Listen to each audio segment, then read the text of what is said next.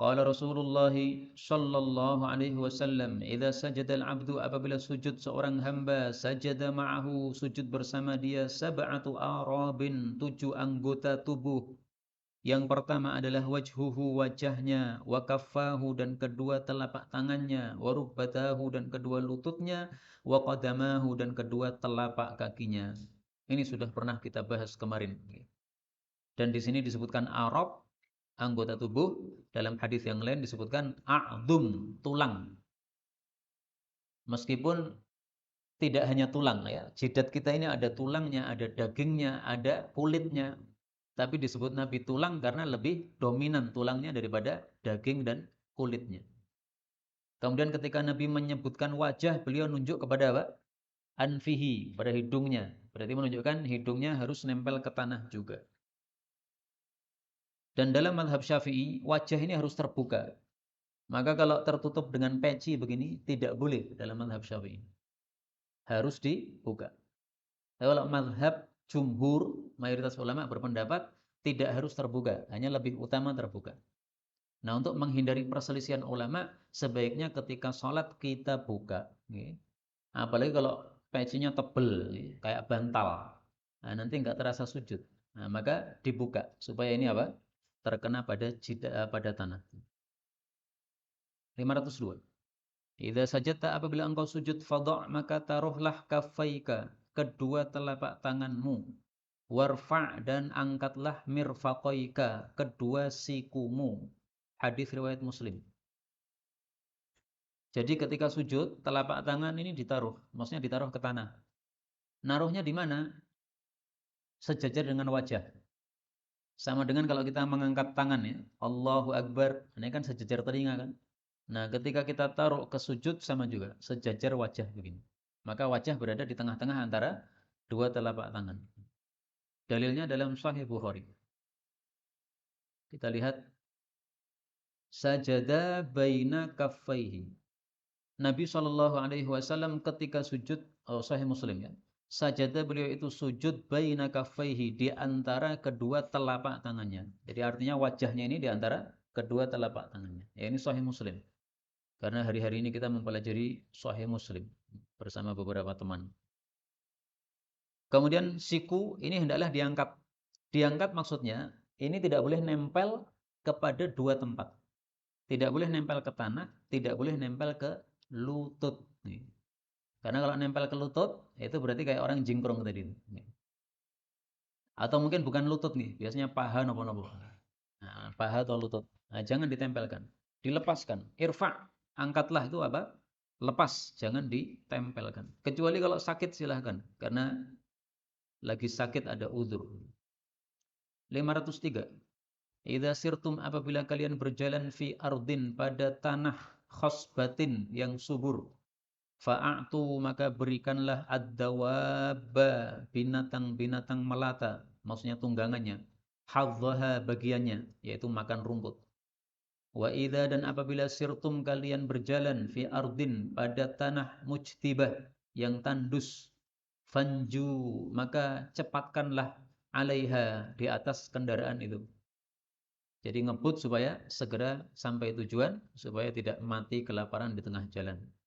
Wa idza arrastum dan apabila kalian istirahat malam, fala tu'arrisu, jangan istirahat malam ala qari'atit thariq, di tengah-tengah jalan. Fa innaha, karena sesungguhnya tengah-tengah jalan itu ma'wa kulli dabbah, tempat tinggalnya setiap binatang melata yang biasanya keluar pada malam hari. Hadis riwayat Bazzar. Ini hadis semestinya dihapus dari buku ini karena sudah terlewat. Maka insyaallah pada cetakan berikutnya akan kita hapus saja.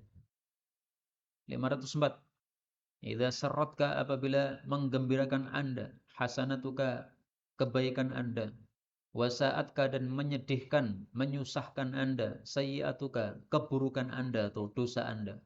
Fa anta maka Anda itu mukmin, adalah orang beriman. Hadis ini riwayat Ahmad dan yang lain-lain sahih. Jadi salah satu tanda orang beriman suka melakukan kebaikan. Salah satu tanda orang beriman setelah melakukan keburukan ada rasa penyesalan, tidak senang. Itu berarti orang baik. Sebaliknya, kalau ada orang melakukan keburukan malah bangga, cerita-cerita, wah saya tadi malam berhasil mencuri begini, saya tadi malam merampok begini, saya memperkosa begini misalnya. Nah itu berarti tanda tidak punya iman kayak begitu. Nah, keburukan kok dibanggakan. Maka hadis ini mengingatkan kita satu sabda Nabi. Saya nggak tahu ini sabda Nabi atau perkataan sahabat, kita cari ya. Karena hadis ini diriwayatkan oleh Bukhari dari Ibnu Mas'ud, dia menyampaikan dua hadis. Salah satunya dari Nabi Shallallahu Alaihi Wasallam. Adapun yang lainnya itu dari dirinya sendiri. Nah, qala dia mengatakan. Nah, ini tampaknya bukan sabda Nabi, tampaknya. Tapi perkataan Ibnu Mas'ud. Innal mu'min sesungguhnya orang beriman yara dzunubahu melihat dosa-dosanya sendiri ka'annahu qa'idun seolah-olah dia duduk tahta jabal di bawah gunung yakhafu ayyaqa alaih dia khawatir kalau gunungnya jatuh kepadanya wa innal fajir adapun pendosa yaitu orang munafik yara dzunubahu kadzubabin melihat dosanya itu seperti lalat biasa marra ala anfih yang melewati hidungnya faqala bihi hakadha lalu dia menggusahnya begini. Jadi orang munafik tandanya meremehkan dosa. Dosa itu kecil kayak lalat. Nah, kalau orang beriman tidak, susah. Sebagaimana dia seolah-olah berada di bawah gunung yang gunungnya akan jatuh kepada dirinya. Khawatir. Sehingga dia segera memperbaiki diri, tidak berlanjut-lanjut. Ini tampaknya perkataan Ibnu Mas'ud ya. Karena di sini dikatakan qala. Dia berkata berarti Ibnu Mas'ud. Apalagi hadis ini riwayat Tirmidzi sangat jelas. Ibnu Mas'ud meriwayatkan dua hadis, salah satunya dari dirinya sendiri, sementara yang lain dari Nabi Shallallahu Alaihi Wasallam. Lalu, qala Abdullah, berkata Abdullah, berarti ini perkataan dia sendiri. Sesungguhnya orang beriman melihat dosanya seperti berada di bawah gunung, dia khawatir tertimpuki. Orang munafik atau fajir itu melihat dosanya seperti lalat yang nempel pada hidungnya. Qala bihi hakadha, dia gusah fatara, lalu lalatnya terbang. Ini ada tambahan kalimat fatara dalam riwayat Tirmidzi. Nah, karena itu kaum muslimin rahimani wa rahimakumullah, untuk menunjukkan bahwa kita itu susah kalau berbuat dosa, maka marilah kita setiap hari istighfar minimal 100 kali. Astaghfirullahaladzim wa atubu ilaih. Astaghfirullahaladzim wa atubu ilaih. Astaghfirullahaladzim wa atubu ilaih. 100 kali ini wirid asasi, wirid pokok. Insya Allah kita akan membangun pesantren. Nah, saya semua nulis satu buku, saya usulkan kepada pesantren baru ini untuk diterapkan kepada santri. Kita pengenkan santri itu adalah santri yang satu ahli ilmu, dua ahli ibadah, tiga ahli akhlak. Karena banyak orang berilmu tapi ibadahnya nol. Ada juga orang yang ahli ilmu, ahli ibadah, tapi akhlaknya kurang. Nah, paling bagus kalau tiga-tiganya dimiliki. Ibadah ada, ilmu ada, akhlak ada. Nah, maka kita tulis satu buku judulnya Al-Arba'un Al-Muridiyah. 40 hadis yang dilakukan oleh santri setiap harinya. Salah satunya tadi, wirid asasi, istighfar setiap hari 100 kali. Wajib santri melakukan. Nah, mudah-mudahan dengan itu, kalau dilakukan selama dia di pesantren, 6 tahun, insya Allah akan diberi taufik oleh Allah Subhanahu wa Ta'ala. 505. Idza apabila saqatat jatuh luqmatu suapan ahadikum salah satu kalian falyumit maka hendaklah dia singkirkan anha darinya al-adza kotoran wal yakulha dan hendaklah dia memakannya wala yada'ha dan janganlah dia membiarkannya lisyaitan untuk setan wal yaslut dan hendaklah ngoreti itu apa bahasa Indonesianya membersihkan. Orang mantap namanya. Ngoreti paling bagus nih. Dan hendaklah ngoreti ahadukum salah satu kalian as-sahfata piring. Fa innakum karena sesungguhnya kalian itu la tadruna tidak mengetahui fi ayyi ta'amikum pada makanan kalian yang mana takunul barakah yang ada berkahnya. Hadis riwayat Muslim. Hadis ini menunjukkan bahwa makan ada adabnya, yaitu apa? Jangan tersisa. Maka kalau ada roti kita jatuh, jangan dibiarkan. Itu berarti tersisa, yaitu yang jatuh tadi. Ambil yang jatuh, kotorannya diselendii, dibuang, baru kemudian kita makan. Kecuali kalau yang jatuh itu sesuatu yang nggak bisa dibersihkan, jenang misalnya jatuh, ya udah biarkan.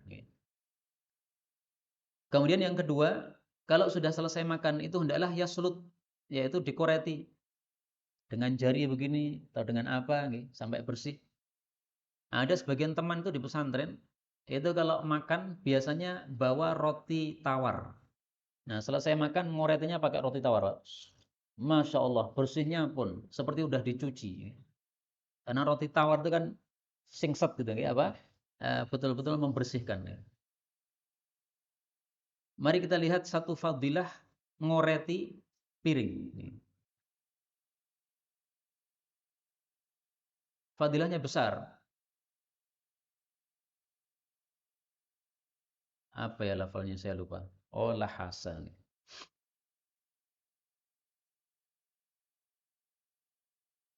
Fadilah ngoreti atau njilati piring.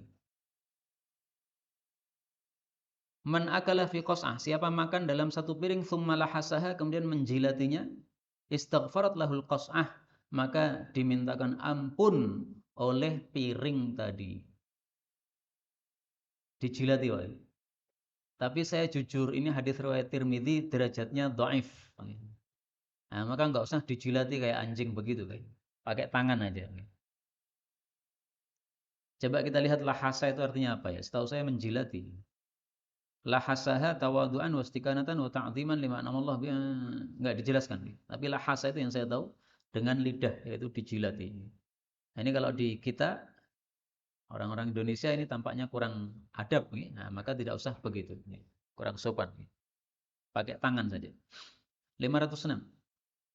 Idza apabila sakara, mabuk ahadukum, salah satu kalian, fajliduhu, maka cambuklah dia.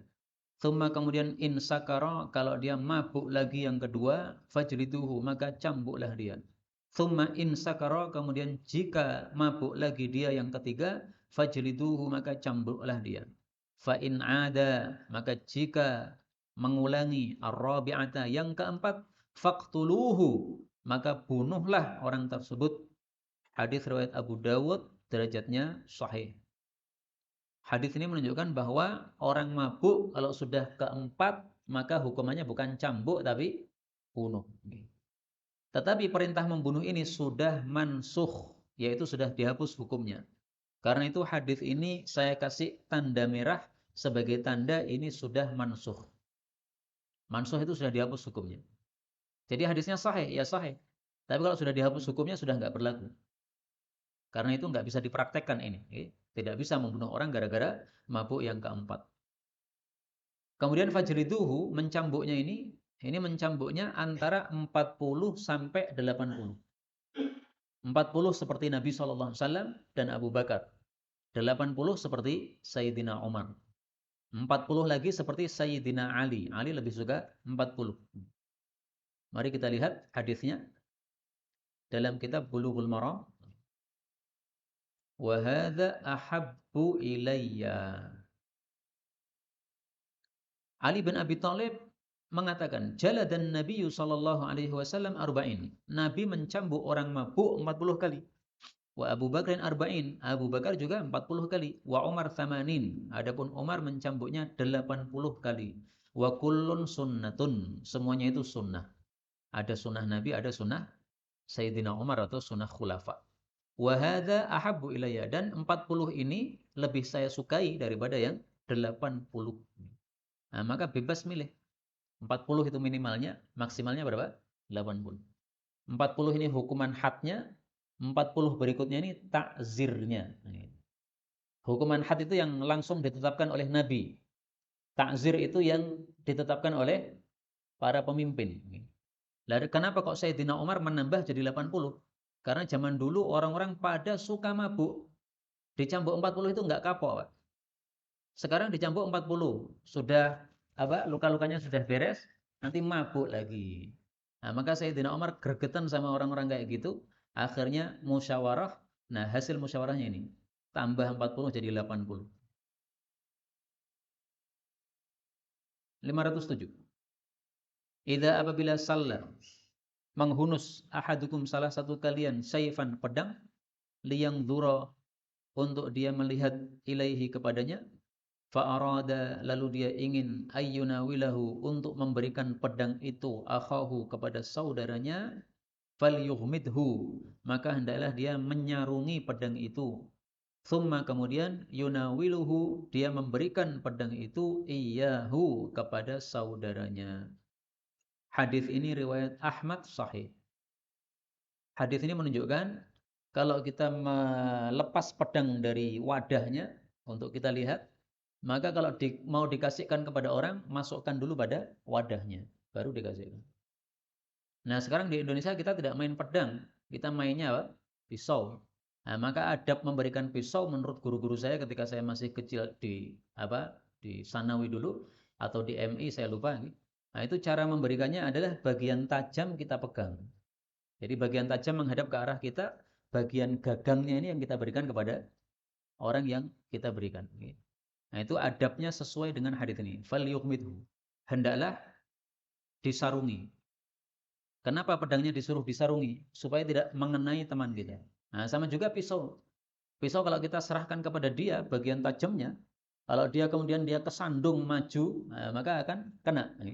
Nah, maka kita pegang bagian tajamnya sehingga dia menerima bagian gagangnya. Nah, seperti ini adab seperti ini diajarkan di pesantren-pesantren.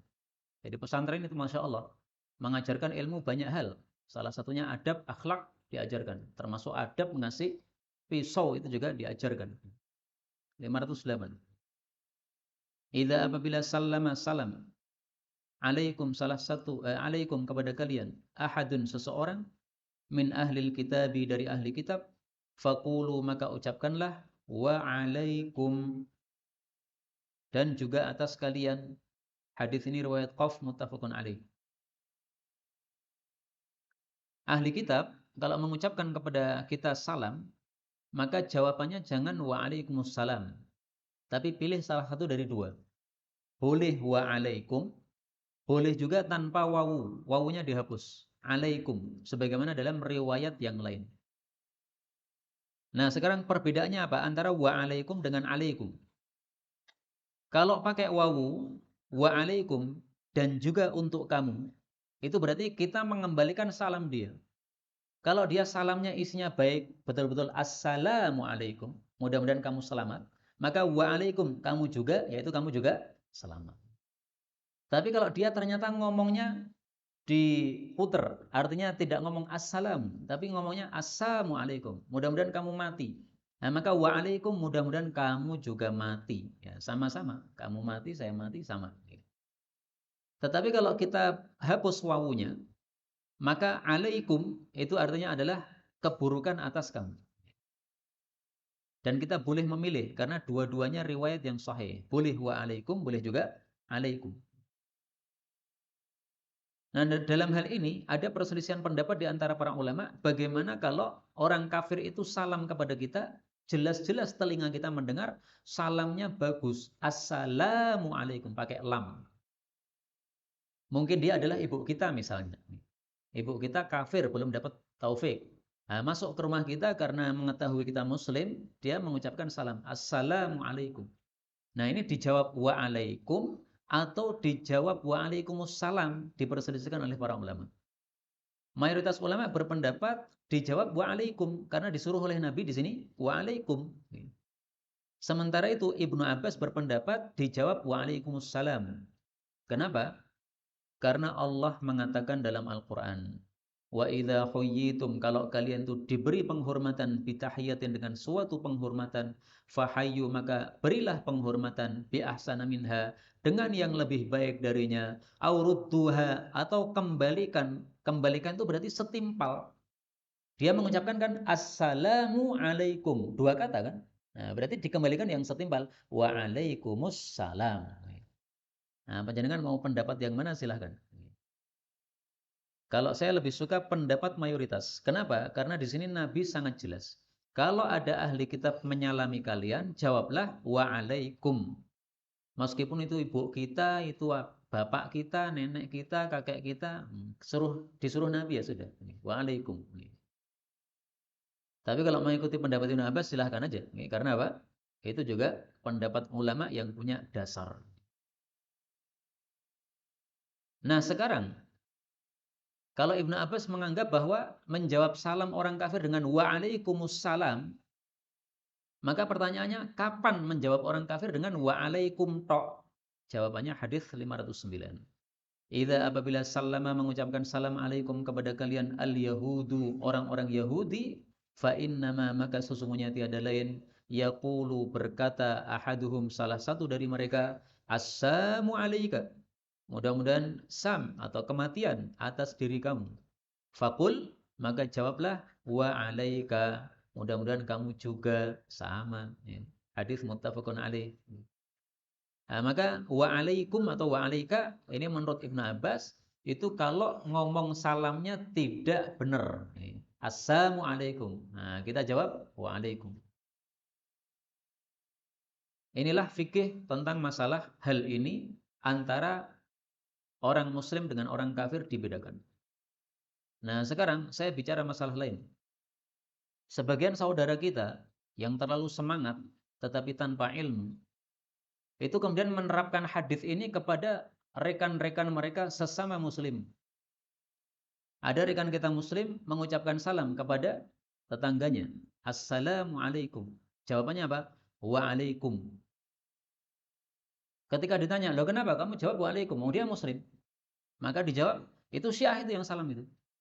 Padahal ternyata tidak betul-betul Syiah, hanya dituduh Syiah. Nah, terus ditanya lagi, kalau memang dia Syiah, apakah ada dalilnya? Waalaikum. Maka dijawab, ulama mengatakan Syiah itu lebih jelek daripada Yahudi. Kalau Yahudi saja dijawab dengan waalaikum, maka Syiah juga dijawab dengan waalaikum. Ini salah di atas salah. Kenapa? Satu, salah karena hanya tuduhan, belum terbukti. Hanya dituduh Syiah saja. Yang kedua, dia terapkan kepada muslim padahal tidak sebenarnya diterapkan kepada muslim. Itu mestinya diterapkan kepada al-yahud, orang-orang Yahudi. Salah yang ketiga, bukankah dia jelas mengucapkan assalamu alaikum, bukan assamu. Kok dijawab waalaikum gimana? Nah, ini berlebihannya sebagian orang-orang muda pada masa sekarang tapi tanpa ilmu sampai seperti itu.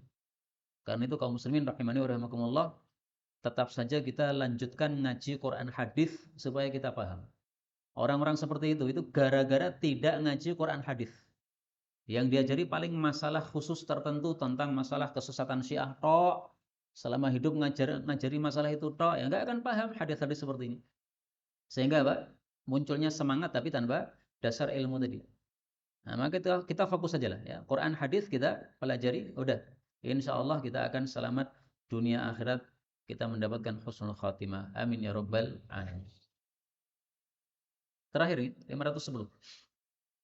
Idza apabila sami'a mendengar ahadukum salah satu kalian an-nidaa adzan wal ina'u sementara wadah yaitu wadah makanan ala yadihi pada tangannya.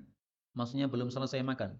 Fala yadha'hu janganlah dia meletakkan wadah tadi hatta sehingga yaqdiya dia menyelesaikan hajatahu hajatnya minhu dari wadah tersebut. Hadis riwayat Ahmad sahih. Yang dimaksud nida azan ini adalah azan subuh. Sebagian orang memahami azan maghrib, salah itu. Kalau mendengar azan maghrib sementara wadah di tangan, jangan ditaruh sampai menyelesaikan hajatnya. Enggak ada kaitannya dengan adzan maghrib. Ini adzan subuh. Artinya begini, ketika kita makan sahur, belum selesai sahur ternyata adzan subuh sudah berkumandang. Nah, bagaimana itu? Nabi katakan fala yadh'u. Jangan ditaruh. Artinya lanjutkan. Dan ini hadisnya sahih. Kalau sudah sahih, kita nggak bisa ngomong apa-apa. Nggak usah pakai nalar. Orang puasa nggak boleh makan. Kalau sudah azan itu sudah mulai puasa. Berarti kalau ada makanan di mulut harus dimuntahkan. Itu kan nalar. Nah, maka kita nggak suka yang nalar-nalar gitu. Kita pakai dalil saja. Ketika tidak ada dalil, nah kita pakai nalar. Ketika sudah ada dalil masih nekat pakai nalar, nah itu ngawur berarti. Berarti kita tidak mau tunduk kepada dalil. Tapi ini jangan diluas-luaskan nih. Maksudnya diluas-luaskan itu sengaja sahurnya 5 menit sebelum adzan sambil santai-santai. Bukan begitu maksudnya. Orang biasa kan sahur itu kan agak jauh dari adzan kan. Anggaplah setengah jam sebelum adzan. Tapi suatu saat dia bangunnya kesiangan. Nah, ini terpaksa melakukan hadits ini. Jadi ini hadits ini diletakkan pada porsinya. Jangan diluas-luaskan. Kemudian kalau kita sudah diizinkan oleh Nabi menghabiskan satu piring ini, jangan nambah lagi. Kita hanya diizinkan untuk menghabiskan yang ada. Fala yadh'hu, jangan meletakkannya hatta yaqdiya hajatahu minhu. Sampai dia menyelesaikan hajatnya dari wadah tersebut, yaitu wadah yang sudah ada di tangan dia, yang masih dia makan itu. Adapun kalau nyiduk lagi, nambah lagi, pesen lagi, lauk lagi, nggak boleh kayak begitu. Jadi sudah kita siapkan minuman, sudah kita siapkan makanan, itu saja yang boleh dihabiskan, jangan dilanjutkan. Nah, kaum muslimin rahimani wa rahimakumullah, saya teringat satu buku yang dulu saya tulis. Judulnya adalah Al-Arba'un Ar-Ramadhaniyah. 40 hadis tentang Ramadan. Di situ saya tampilkan beberapa asar yang menguatkan masalah ini.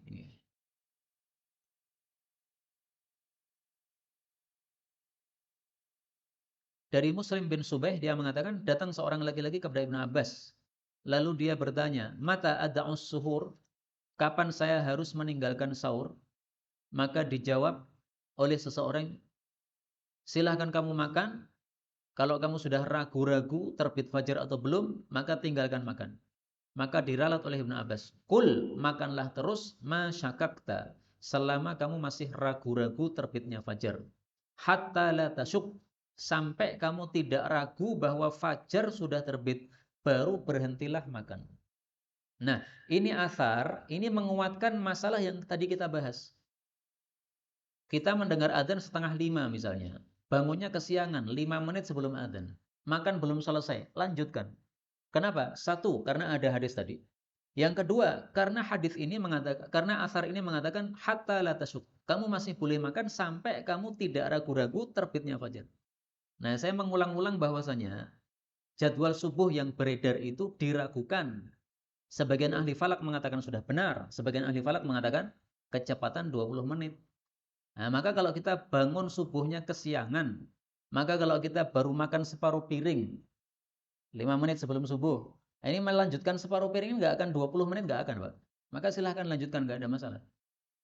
Jadi tidak usah menyebabkan hati jadi ragu-ragu atau sempit untuk melanjutkan, nggak usah. Sudah ada dalilnya yang jelas.